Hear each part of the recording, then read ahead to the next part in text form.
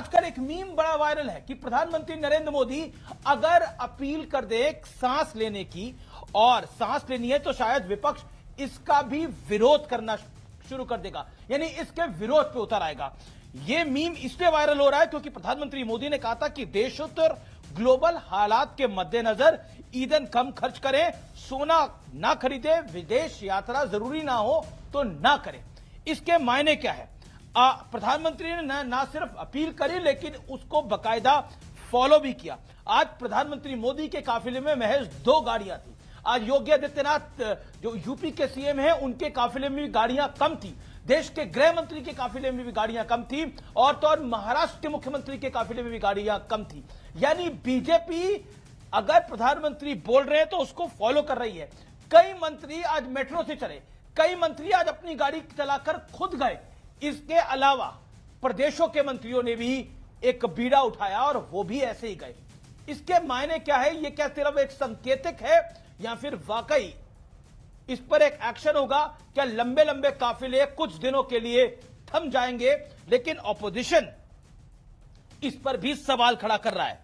सावधानी से, विपक्ष को परेशानी क्या है? आज जबरदस्त एडिशन में सीधा लखनऊ से इसी पर सीधी और सपाट बात।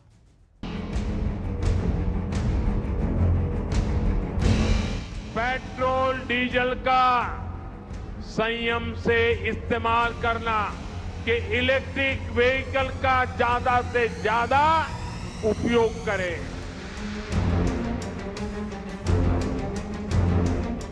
चौबीस घंटे में 2 बार अपील के बाद प्रधानमंत्री नरेंद्र मोदी ने अब खुद इस पर अमल करना शुरू कर दिया है। पीएम मोदी ने अपना काफिला कम कर दिया है। इसके अलावा ज्यादा से ज्यादा इलेक्ट्रॉनिक व्हीकल के इस्तेमाल को भी कहा है। लेकिन इस मुद्दे पर सियासत बढ़ती जा रही है। ये अपील नहीं है, ये पतन का अपना ऐलान किया है। जो संकट बता रहे हैं, संकट तो बीजेपी खुद है। अर्थव्यवस्था किसकी वजह से लड़खड़ाई है? क्यों ऐसी अपील करनी पड़ रही है? रशिया हमें तेल दे रहा है, हमें गैस दे रहा है, कह रहे हैं हम तेल से नहीं खरीदेंगे। क्यों नहीं खरीदेंगे? ट्रंप ने मना किया है। मोदी जी की क्या मजबूरी है कि ट्रंप के सामने झुके हुए हैं? अरे, we've never imported LNG from Russia. You know, this false narratives which are put out by vested interests. I'm sorry, I'm being so harsh. PM ने काफिला छोटा किया तो गृह मंत्री अमित शाह और रक्षा मंत्री राजनाथ सिंह ने भी अपने काफिले की गाड़ियों में कटौती कर दी। इसके अलावा बीजेपी रूल्ड स्टेट्स के मुख्यमंत्रियों ने भी फैसला किया है कि उनके काफिले की गाड़ियों की संख्या भी तुरंत प्रभाव से कम कर दी जाए। कोई उपाय अगर प्रधानमंत्री जी बताते हैं, अगर अपोजिशन उन उपायों को अमल में नहीं लाना चाहता तो कम से कम उसका मजाक न उड़ाए। ये जब जब प्रधानमंत्री मोदी जी देश के हित में निर्णय लेते, तब तब ये विपक्ष वाले देश में भी उनकी बदनामी करते, विदेश में जाके बदनामी करते। उधर पंजाब के सीएम भगवंत मान 19 गाड़ियां लेकर केंद्रीय मंत्री नितिन गडकरी से मिलने पहुंचे तो चर्चा का विषय बन गए। भगवंत मान जो एक मुख्यमंत्री है, प्रधानमंत्री की तरह एसपीजी सिक्योरिटी प्रोटेक्ट ही नहीं है, उनके कॉन्वॉय में 19 कार्स है। ये अपने आप को आम आदमी बोलते हैं। यही असली चेहरा है आम आदमी पार्टी का। सवाल है कि क्या भविष्य की चिंता कर देश को राह दिखाना गलत है? क्या यह सच नहीं कि मौजूदा दौर में पूरी दुनिया पर सप्लाई संकट मंडरा रहा है? क्या मोदी विरोध के नाम पर विपक्ष एक बार फिर देश के खिलाफ खड़ा नजर आ रहा है?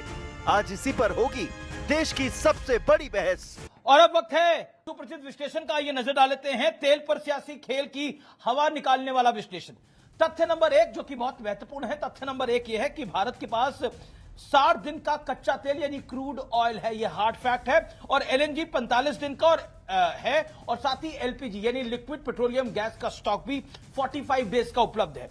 तथ्य नंबर 2 की जो कि बहुत महत्वपूर्ण है, सरकार ने ईंधन सप्लाई में रुकावटों का बोझ जनता पर नहीं पड़ने दिया है, यानी कीमतें नहीं बढ़ी हैं। तेल कंपनियों को हर दिन यानी प्रतिदिन 1000 करोड़ रुपए का नुकसान वो झेल रही हैं, लेकिन कीमतें नहीं बढ़ी हैं। दुनिया भर में तेल की कीमतें बढ़ी हैं, ऑयल प्राइसेस बढ़े हैं, लेकिन भारत में नहीं बढ़े हैं। तथ्य नंबर 3, भारत जरूरत का 88% ईंधन बाहर से खरीदता है। डॉलर में भुगतान का असर विदेशी मुद्रा भंडार पर सीधे तौर पर होता है। इससे रुपए पर दबाव पड़ेगा, महंगाई में इजाफा होगा। तथ्य नंबर 4 जो कि पैनिक बाइंग की आवश्यकता नहीं है। लॉकडाउन के दावे सिर्फ अफवाह हैं, झूठ हैं और एक तरह का प्रोपेगेंडा है। अब बड़ा सवाल क्या है? प्रधानमंत्री मोदी को घेरने के चक्कर में विपक्ष क्या देश हित को ताक पे रख रहा है, जैसा बार बार आरोप लगाया जा रहा है? आज आर पार में इसी पर बात करेंगे। मेरे साथ बातचीत करने के लिए डॉक्टर अजय आलोक जुड़ रहे हैं, भारतीय जनता पार्टी के प्रवक्ता, उनका स्वागत है। मेरे साथ इस चर्चा में अनुराग ढांडा जी जुड़ रहे हैं, आम आदमी पार्टी के मीडिया कोऑर्डिनेटर हैं, प्रवक्ता हैं। मेरे साथ प्रियंका गुप्ता हैं, कांग्रेस पार्टी की नेत्री। मेरे साथ प्रवक्ता समाजवादी पार्टी के फराज किदवई साहब हैं। मैं इस चर्चा की शुरुआत फराज किदवई आपसे करता हूं और मौका आपको देता हूं। पहला, आखिरकार ऑपोजिशन को दिक्कत क्या है?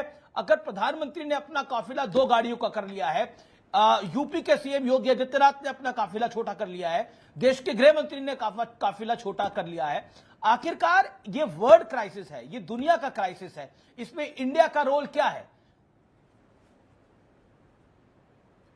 देखिए अमीश जी, आदरणीय प्रधानमंत्री जी ने अगर अपना काफिला छोटा किया है और आपने अभी बताया कि वो 2 गाड़ियों का है, तो आई डोंट नो कि एम्बुलेंस वगैरह उनके साथ चल रही है कि नहीं चल रही है। बहरहाल अगर यही काम ये बंगाल और असम और केरलम के इलेक्शन से पहले कर लेते तो शायद उनको कुछ अप्रिशिएट किया जा सकता था। देखिए अमीश जी, ये आदरणीय प्रधानमंत्री जी जो हैं ये पॉलिटिक्स ऑफ ऑप्टिक्स करते हैं। ये इस देश की जनता को जोर का झटका धीरे से देना चाह रहे हैं। ये बेसिकली एक माहौल बनाया जा रहा है और माहौल अमीश जी ये बनाया जा रहा है कि इस देश में पेट्रोल और डीजल के प्राइसेस जो हैं वो बढ़ाने की तैयारी है, तो इस चीज़ का माहौल बन रहा है। अब मैं आपको 2 लाइनें सुना देता हूं। आज हमारे एक बड़े अच्छे शायर हैं उस्मान मिनाई साहब, उनसे बात हो रही थी तो हमने कहा भाई ये क्या चल रहा है, तो उन्होंने मुझे 2 लाइनें सुना दी। उन्होंने कहा कि हर काम चल रहा है यहां पर बयान से प्रधानमंत्री जी के। हाँ, उन्होंने कहा कि हर काम चल रहा है यहां पर प्रधानमंत्री जी के बयान से। सरकार के खंबे तो रहते हैं शान से, चंदा तो मिल रहा है इलेक्टोरल बॉन्ड से, और खैरात आ रही है बड़े आन बान से। सब कुछ है अपने देश में, पेट्रोल नहीं तो क्या, जुमला लपेट लो लंगोटी नहीं तो क्या। जी, आज की तारीख में इस देश में हम लोगों को जुमला ही दिया जा रहा है और जुमला ही लपेटा जा रहा है। अब मैं एक सवाल पूछना चाहता हूं। मैं सवाल यह पूछना चाहता हूं अमीश जी, अभी आपने सांस लेने वाली बात की। आदरणीय प्रधानमंत्री जी जो हैं वो सिम्टम्स का इलाज करते हैं। हमारे साथ तो डॉक्टर अजय आलोक जी बैठे हुए हैं। अगर किसी बंदे को टाइफॉइड हो जाता है तो वो सिम्टम देता है कि उसको फीवर आता है, तो पैरासिटामोल के साथ साथ टाइफॉइड की भी मुझे लगता है डॉक्टर साहब दवाएं दी जाती हैं। लेकिन आदरणीय प्रधानमंत्री जी इस देश को पैरासिटामोल देते हुए चले आ रहे हैं नोटबंदी के टाइम से। बीमारी की उन्होंने आज तक दवाई नहीं दी। अब मैं एक सवाल पूछना चाहता हूं, प्रधानमंत्री जी कहते हैं बीमारी कोई है नहीं ना, बीमारी ऑपोजिशन को लग रही है। बीमारी कोई देश में कोई बीमारी नहीं है। एक कोविड बीमारी आई थी जिसकी वैक्सीन आ गई है। लेकिन मैं डॉक्टर अजय आलोक से पूछ लेता हूं, ये अब देखिए, अब आपने 2 मिनट लगभग बोला, अब let BJP also respond to it, उनके पास भी 1 मिनट है। अजय आलोक को, आप तो डॉक्टर हैं, बीमारी कौन सी है देश के अंदर जिसका इलाज करना इस समय जरूरी है? ऑपोजिशन कह रहा है कि ये सिर्फ और सिर्फ प्रोपेगेंडा है, इलाज पहले लंबे बंगाल के चुनाव में करना चाहिए था, मौका अब आपको आया है चुनाव के नतीजों के बाद। अमीर जी, मुझे नहीं पता था, अभी फराज जी ने एक नई जानकारी दी। सपाइयों का लंगोटा लगता है कहीं गायब हो गया क्या? तो पहलवानी करते थे मुलायम सिंह यादव, लंगोटा गायब हो गया, जुमला लपेटने लगे, ये नौबत आ गई। लपेटा भी तो हमारा ही जुमला, जिसको जुमला कहते हैं। अरे नेगेटिविटी की एक हद होती है। लंगोटा वंगोटा मत बुलाइए, रखिए अपने पास, ठीक से संभाल के काम देगा आगे। एक अपील है, एक आने वाले संकट की एक आहट है जिसको एक प्रधानमंत्री जी ने देश को बताया। ये जरूरी नहीं है कि वो संकट आ गया है या आ जाएगा। अगर ट्रंप आज चीन गए हैं, अगर वहां पर समझौता हो गया तो युद्ध खत्म भी हो सकता है। लेकिन अगर ये युद्ध चला तो निश्चित तौर पे सिर्फ भारत नहीं, पूरा विश्व प्रभावित होगा। 82 से ज़्यादा देश आज की ही तारीख में प्रतिबंध लागू कर चुके हैं, फ्यूल राशनिंग कर रहे हैं, स्पीड लिमिट कर दी गई है, एयर कंडीशनर का टेम्परेचर फिक्स कर दिया गया है, तमाम तरीके के काम सारे देश कर रहे हैं। बहुत सारे देशों ने स्कूल कॉलेजेस बंद कर दिए हैं, वर्क फ्रॉम होम कर दिया है। ये सब क्या भारत में हुआ फराज जी? नहीं हुआ। लेकिन अगर ये भारत में होता तो आप सोचिए कैसे आप पागलों की तरह कूद कूद के नाचना शुरू कर देते कि देखो मोदी ने देश को क्या कर दिया, मोदी ने देश को क्या कर दिया। अगर एंटिसिपेट करके किसी चीज़ को, हमारे बुजुर्ग हैं, आपके बुजुर्ग हैं, घर में हम लोग को बचपन से सिखाया जाता है कि जो भी चीज़ मिले उसमें सेविंग करो, सेविंग करो। सैलरी आती थी जितनी भी सैलरी आती थी किसी भी तरह 1000 रुपये सेविंग करना है। हम हमेशा से कभी भी हम क्रेडिट इकॉनमी नहीं रहे हैं, हम हमेशा से क्रेडिट इकॉनमी रहे हैं, सेविंग्स इकॉनमी, डेबिट इकॉनमी नहीं रहे हैं। बचत करना हर हिंदुस्तानी को आता है, चाहे वो 1000 रुपया का कमाए चाहे लाख रुपया कमाए। आज बचत क्या करने को कहा जा रहा है? ये तो नहीं कह रहे प्रधानमंत्री कि अपना गोल्ड दे दो, पीएम ये तो नहीं कह रहे हैं कि जो पेट्रोल खरीदते उसका पैसा दे दो। कह रहे भाई बचाओ, बचाओगे तो किसके जेब में जाएगा? आप ही के जेब में जाएगा। आज हम लोग बात कर रहे हैं कि पीएम ने काफिला छोटा कर दिया, मंत्रियों ने कर दिया, सीएम ने कर दिया। मैं नहीं मानता हूं ये काफी है। ये पीएम सीएम या अन्य स्टेट या अधिकारियों के लिए नहीं था, ये देश की 140 करोड़ जनता के लिए। ये संकेतिक होता है, ये तो एक संकेतिक करोड़ों लोग आपका प्रोग्राम देखते होती है। नहीं, वही कह रहा हूं, करोड़ों लोग आपके प्रोग्राम देखते हैं। सिर्फ प्रधानमंत्री की इस अपील पे रोज दिन अपने खाने के मात्रा में 10 ग्राम तेल कम डालना बंद कर दें, तो कितनी की सेविंग हो जाएगी खाद्य तेलों की? रोज दिन अगर ईवी यूज करने लगे या 1 लीटर पेट्रोल कम यूज करना शुरू कर दिया, कितने की सेविंग हो जाएगी? 140 करोड़ का देश है। और ये काम अगर 6 महीने नहीं, मैं तो कहता हूं ये काम बदस्तूर जारी रहना चाहिए, वॉर खत्म हो चाहे नहीं हो, क्योंकि इससे विकसित भारत बनने में 2047 की जगह 2037 में बन जाएंगे हम। एक गोल्ड ठीक आज है, के ठीक है, देश ओके, में अगर फराज की जिंदगी रिस्पॉन्ड करने साइकिल जा रहे हैं। करने अब लगे, आपने भी गोल्ड 2 नहीं मिनट बोल लिया, आपने भी 2.25 मिनट बोल लिया। Okay okay okay okay, Faraz की रिस्पॉन्ड। आप काफी व्याकुल हो रहे हैं जवाब देने के लिए, 40 सेकंड्स। हाँ अमीर जी मैं इसलिए व्याकुल हो रहा हूं कि जो मैं पूछना चाह रहा था अजय आलोक जी ने वो बता दिया। मैं ये जानना चाहता हूं, बल्कि जानना क्या चाहता हूं, मैं बता दे रहा हूं। नेशनल फैमिली हेल्थ सर्वे 5 के हिसाब से इस देश के 7.5% लोगों के पास 4 व्हीलर है। 7.5%, यानी कि 1000 लोगों में 34 लोगों के पास।